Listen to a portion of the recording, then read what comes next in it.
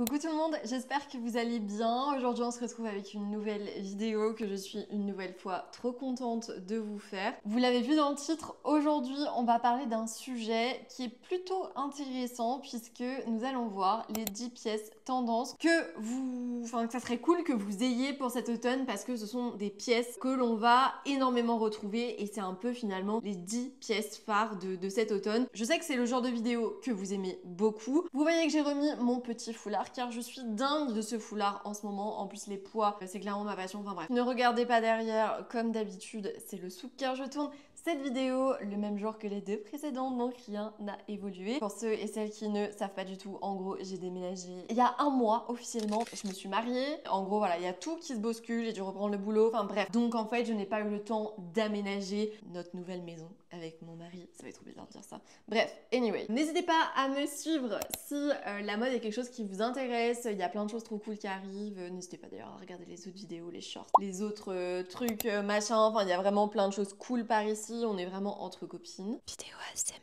Se détendre. Se détendre. Bon, allez, on arrête les conneries et on va commencer tout de suite. Première pièce incontournable que vous devez d'avoir cet automne, c'est la Barn Jacket dont je vous avais déjà un petit peu parlé dans ma vidéo sur les vestes tendances que je vous remets juste ici si vous ne l'avez pas encore vue. La Barn Jacket, c'est une veste qui est souvent en bi-matière où on va retrouver un col chemise, donc justement ce col chemise va être dans une matière et le reste de la veste dans une autre matière. On est sur une inspiration de veste un petit peu utilitaire, très British core et c'est justement une veste dont je vous parlais pas mal. Elle donne ce côté campagne chic, un petit peu old money et je la trouve super intéressante pour des associations féminines mais qui, quand on n'a pas envie en fait d'en faire trop, de faire trop glam. Voilà, c'est une pièce de contraste que je trouve très polyvalente et qui fait partie selon moi des vestes qui vont être le plus tendance cet automne 2025. J'aime trop mon jardin, j'ai trop hâte de vous le montrer. Je vais pouvoir faire des vidéos trop cool.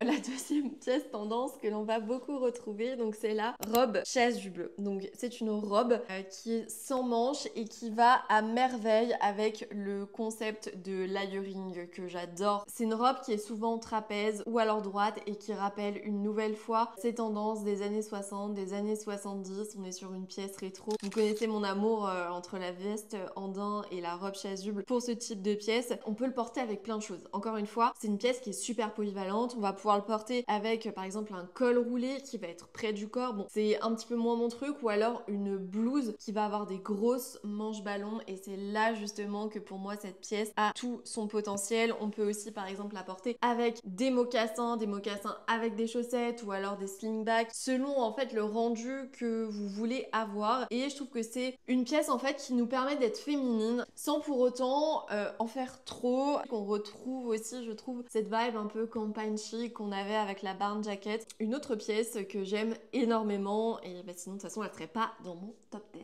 Troisième pièce, c'est le pull torsadé à col cheminé. On a ce pull qui revient un petit peu à chaque fois. Là, ce que je trouve intéressant, c'est d'ailleurs un modèle que j'ai vu chez Cézanne. Je le trouve juste incroyable. On a ces grosses torsades, donc qui est un peu comme je disais le pull de l'hiver par excellence, avec une couleur, ma couleur fétiche de la saison. Attention, j'ai nommé le bordeaux. On retrouve du coup ce pull torsadé à col cheminé, à col montant, bordeaux. On peut aussi retrouver du marron, du vert foncé. En vrai, je me rappelle plus le modèle, mais je vous le mettrai. Mais ça, c'est le genre de pull dans lequel t'as envie de te blottir quand il fait froid et tout. Pour moi, c'est clairement le genre de pull vers lequel tu peux tourner. Alors peut-être juste un petit tip, fais attention que le col il soit pas trop serré en termes de confort parce que sinon ça peut vite devenir étouffant. Et aussi, ce que je te recommande, c'est que c'est pas forcément le pull torsadé comme ça, c'est pas le genre de pull qui va affiner. Donc on évite de mettre des pièces qui vont être trop larges avec ce genre de pull. Ensuite,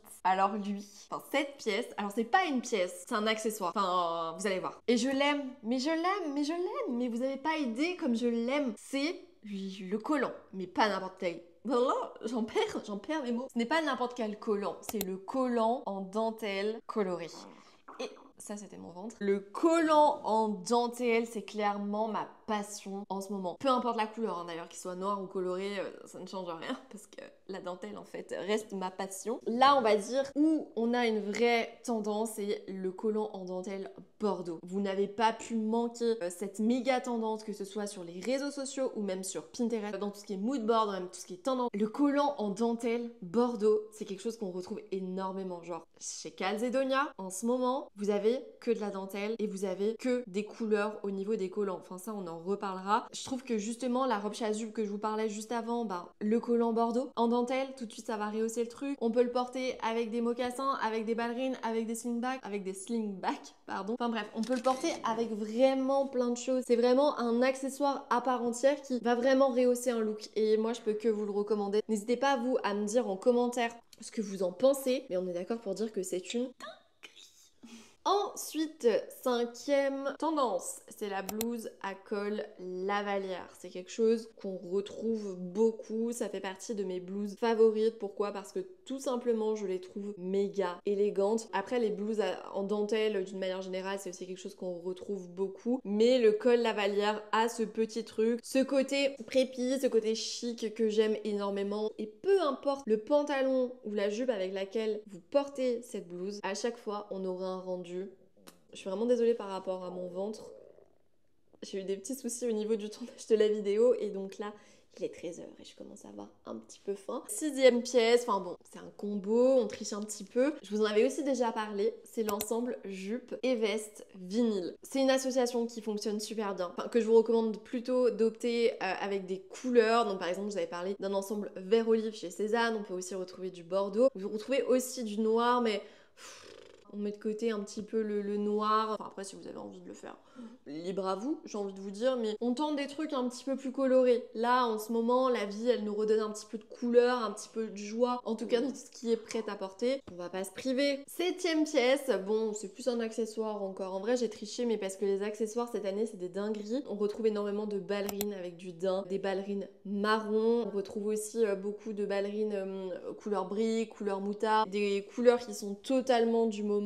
Et je trouve que les chaussures c'est vraiment un accessoire à part entière justement pour faire en sorte que votre tenue elle soit tout de suite comme ça alors qu'à la base elle était là, et notamment tout ce qui est ballerine parce que en ce moment on nous sort vraiment plein de pépites. D'ailleurs si vous l'avez loupé, je vous invite à aller regarder ma vidéo sur les chaussures tendances de cet automne. Je vous la mets juste ici pour que vous puissiez la voir après celle-ci. Je vous partage toutes les chaussures tendances que l'on retrouve le plus depuis quelques semaines et ces prochaines semaines également. Huitième pièce, en fait j'ai bifurqué tout à l'heure en vous parlant de la blouse à col lavalière, mais c'est la blouse en dentelle qu'on retrouve aussi beaucoup, que j'avais d'ailleurs énormément vu chez Cézanne. Comme je vous disais, il y a plein de modèles ultra beaux. Genre là, à la fin de l'automne, allez, fin d'octobre, début novembre, enfin ça va dépendre de l'hiver qu'on a et où vous êtes en France, mais on peut quand même continuer à porter des blouses comme ça quand il fait pas encore trop froid. C'est quelque chose qui, on va dire, n'est pas étonnant parce qu'au niveau des défilés, même depuis le début d'année, on voit énormément. Enfin, je vous avais parlé un petit peu de cette tendance corset qu'on allait retrouver. Donc tout ce qui est lingerie, tout ce qui est effet de transparence, évidemment, c'est quelque chose qu'on allait retrouver et dont d'ailleurs je vous avais déjà parlé dans ma vidéo sur les tendances mode prévues pour cet automne-hiver 2025. Donc on va dire que je suis pas étonnée. Je trouve que c'est une pièce qui fait très couture. Bon, ça dépend évidemment comment elle est taillée et comment vous la choisissez, mais si c'est une belle pièce qui est bien ajustée et qui est avec une belle matière, on peut tout de suite avoir cet effet couture sans pour autant mettre des milliers d'euros dans un haut. Après, évidemment, on va la mettre avec quelque chose en dessous. Moi, je sais que j'aime bien porter avec des bustiers, ou alors il y a aussi des,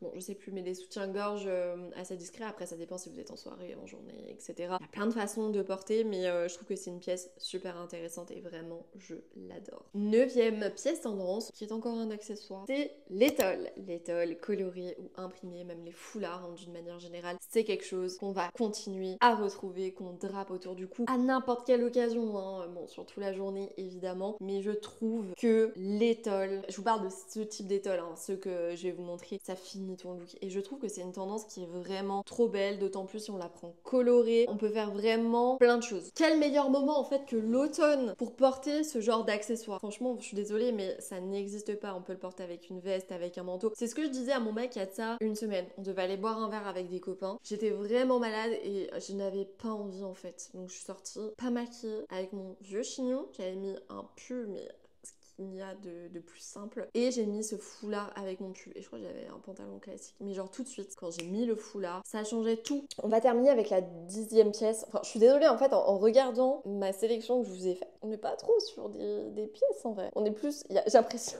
qu'il y a plus d'accessoires. Donc je suis désolée, mais en fait, j'ai tellement d'amour pour les accessoires cet automne qu'on a plus de chaussures et d'accessoires que de pièces de prêt-à-porter. La 10e pièce, du coup, c'est la paire de sneakers marron dont je vous avais aussi déjà parlé dans ma vidéo sur les baskets tendance à avoir cet automne-hiver. Donc je vous la mets juste ici si vous ne l'avez pas encore vue. Que vous dire à part que c'est la paire de chaussures à avoir. Évidemment, on la privilégie marron chocolat avec du daim ou effet daim. Ma paire, la Gaule que je veux cet automne, c'est les Nike Cortez marron chocolat. En ce moment, j'ai une véritable passion pour la Nike Cortez et je trouve que c'est vraiment la chaussure d'automne par excellence. Enfin, après, ça dépend de la couleur que vous choisissez, bien évidemment. J'en rêve la nuit, vraiment, j'en rêve. Donc, c'est une idée. Vous avez aussi des modèles de chez Adidas qui sont pas mal. Je vous invite à aller regarder la vidéo, je crois que vous avez fait une petite sélection là-dedans. En gros, l'idée, c'est d'avoir une paire de sneakers marron qui va aller avec les autres couleurs du moment que vous allez porter. On peut aussi opter pour une paire de sneakers bordeaux. Écoutez, du coup, on a fait le tour au niveau des 10 pièces tendance à avoir cet automne. J'espère que la vidéo vous a plu. N'hésitez pas à me dire quelle est votre pièce préférée. D'ailleurs, à en ajouter en commentaire s'il y en a que j'ai pas forcément cité et que vous adorez, mais vraiment plus que tout. Je vous fais plein de gros bisous et puis